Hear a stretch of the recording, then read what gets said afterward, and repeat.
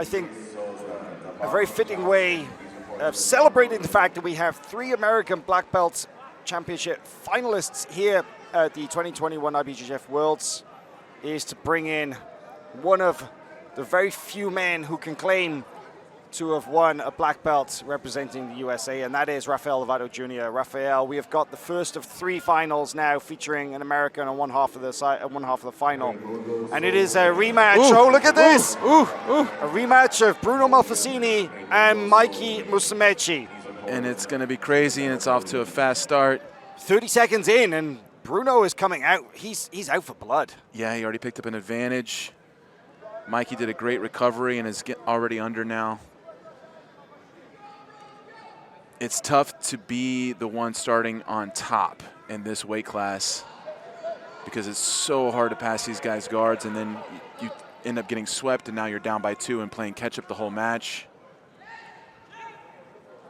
But it worked out nice that he got those advantages early on. Let's see if he can survive this position here. Mikey's in a good spot. I'm not going to be the best at understanding all of these positions because I'm a little bit bigger than these guys. This is not the jiu-jitsu that I'm used to myself. Well, these rooster weights can fit themselves in positions that normal humans cannot. And the jiu-jitsu is sometimes it's very advanced. Let's call it that. Very advanced. I mean, to be honest, I'm looking at this position here, and I don't see a clear advantage here because Mikey is. But he did get the 2, which kind of surprised me because he didn't really settle in on top yet. Right. But they're both very much on their sides. Right? Yeah, they're like kind of replicating each other, both trying to kick through, get to the back. Mikey is an absolute master of the berimbolo, really one of the very best in the world, and yet hasn't really been using it as much over recent years. Still has that excellent leg fighting and the dexterity, but has been focusing on some very powerful leg lock attacks. And we saw a couple of those today here in his earlier rounds. His ankle lock, his straight ankle lock, man, when he puts that on, look out. And that's unusual to see at these weight classes, right? Yeah, yeah. I mean, really, any finishes are unusual to see in this division. They're so fast. You see Mikey climbing around, trying to go for the back here. I think he might get there. Bruno's got to keep pummeling those legs inside, but Mikey's really close. Can we just stop for a moment to appreciate the fact that Bruno Malfacine, a 10-time IBJJF world champion, could very well walk out of here with an 11th, depending on the result of this match. But Mikey, currently the only American to become a 3-time IBJJF World Championship, will set a further record if he wins gold by becoming the only American male to become a 4-time world champion. So whatever happens in the result of this match, Rafael, we're seeing history being made. 100%. And Mikey is the only one to have won multiple golds in the gi. Jamil will have an opportunity to join that list as well. But yeah, me and Bruno, we won our world, his first. And my first, as far as in the gi, the only in the gi, in the same year, 2007. Wow. And so 2007, 14, almost 15 years later, he's still here, but he's in trouble. Mikey a lot closer to securing the back now. He's got a decent chest-to-back control. That's a bit risky, standing up like that. It's a bit risky. Bruno's trying to shake him off. There's one hook in. And he's got a hand on the collar, looking to get that second hook. Bruno is in deep water here. Oh, he gets the second hook in, and it's over the arm. 4 points on the board. That is now a 6-0 lead, and we're not even halfway into this match. Wow. Going to reset and take them back into the center. Mikey's so sharp there. No, I wonder, Rafael, I'd love your opinion on this, because Mikey, he only just came back to the gi in the last couple of weeks. He's been focused the majority of this year on no-gi competition and training. And I'm wondering, people always talk about how training in the gi makes your no-gi better. But is that also true in the opposite in any way? Is there anything you can transfer from no-gi training to the gi? Yes, 100%. They both complement each other. There's so many skills that you can develop in one that you might not get quite the same skills in the other, especially the fast transitions, the scrambles, the wrestling of no gi that you can 100% bring into your gi game. I mean, his speed looked great. I mean, of course, at that size, you expect him to be really fast, but he was very sharp on that back take. I think it's more difficult to do just one and go into the other these days because there are a lot of people that are spending all their time only doing one. And so it's a little harder to be a hybrid these days than what it used to be. Oh, look at this, Bruno. Staying tough. He's about to get out. That body triangle is making it difficult for him to twist his he's doing hips. everything right, though. He's got the underhook now. He's going to come back on top. Yeah. But he's going to have a tremendous lead to try to come back from.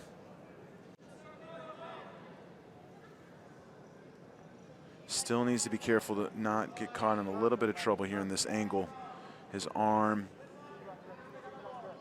Mikey's underhooked the leg as well. Yeah, That's gonna and make he has the lapel there. It's going to make it pretty much impossible for Bruno to turn into him completely now. And even if he did, then Mikey could answer possibly with almost like a flower sweep variation. Or, I don't know, sorry, did you call it Shanji sweep? around my team, yeah. It's normally called the Shanji sweep for sure. With good reason. But yeah, and it's had that name for about 20 years now. I've got to say, though, this position that Bruno, he looks safe, but he's actually, man, he's going to have to be very careful where he goes from here. That left arm could fall into a little bit of trouble, too, if he powers up maybe a omoplata or even an arm bar. But he's doing what he's got to do. I think he should start really kicking that left leg, trying to break the grip. Looks like he's trying to reinforce it with his right foot now. Maybe give a hard kick, see if he can break the grip. Mikey Musumeci managed to make weight here, this rooster weight division. I mean, remind our viewers that the weight class, if you're competing in the adult male black belt rooster weight division, you have to weigh in with your gi on at 127 pounds. That is a big cut for somebody like Mikey. That would have been me at around 11 years old, maybe well, 10, Mikey 11. himself, actually, he managed to get his weight down so low that he said that he hasn't weighed, even in his previous world championships where he weighed in as a black belt, world rooster weight, he said that he hasn't been this low since he was 15. Wow. Yeah, because he managed to get all the way down and comfortably make that 127 pound with the gi on, same day weigh-in. Well, with his ranking, he didn't have to do a match yesterday, right? He did not. He was basically already through, had so a day before weigh-in, but so he, that gave him the opportunity to just cut and focus on making the weight on day one, and then come in here more refueled and ready to fight. So said he came in at 123 without his gi. Said he was 1.4 pounds under the weight limit.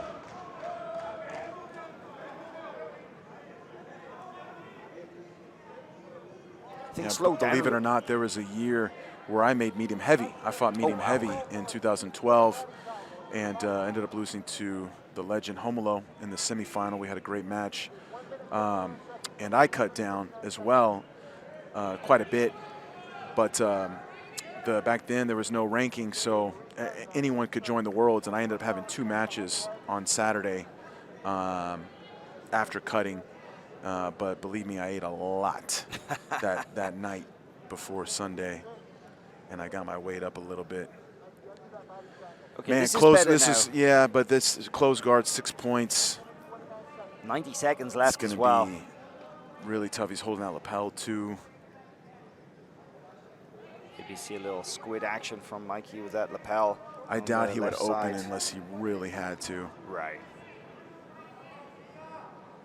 Bruno holding that lapel, or the, excuse me, not the lapel, but the sort of the skirt of the jacket up and around the back like that. It almost looks like a kind of the beginning of what would be a sort of a choke, but inside the closed guard, nothing happening there. So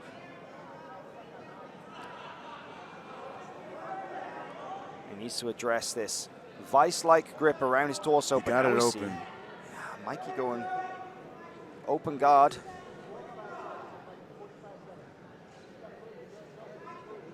Bruno's going to have to take some sort of crazy risk here.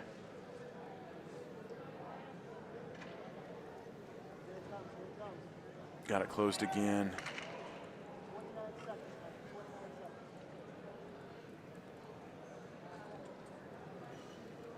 just over 20 seconds remaining in this match, and a 6-point lead. I think Mikey Musumeci, his eyesight's so bad he may not even realize his point lead, but I'm sure he realizes he's seconds away from victory. And Bruno Malfacine, a little look at a toe hold right at the end here, but it's going to be too little, too late. And Mikey Musumeci makes history here with 4 World Championship gold medals. What an amazing achievement. Crazy.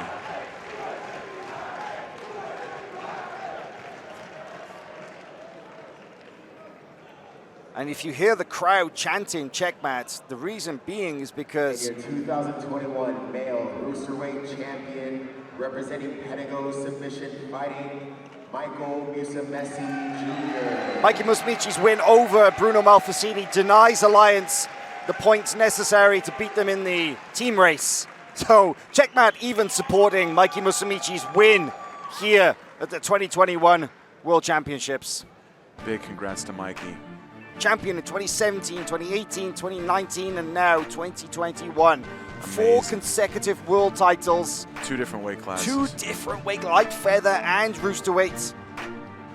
Emphatic performance win, and I'm glad to see him and Bruno leave everything on the mats after a tough 10-minute match. Yeah. They have history. You know, there was a little controversial situation.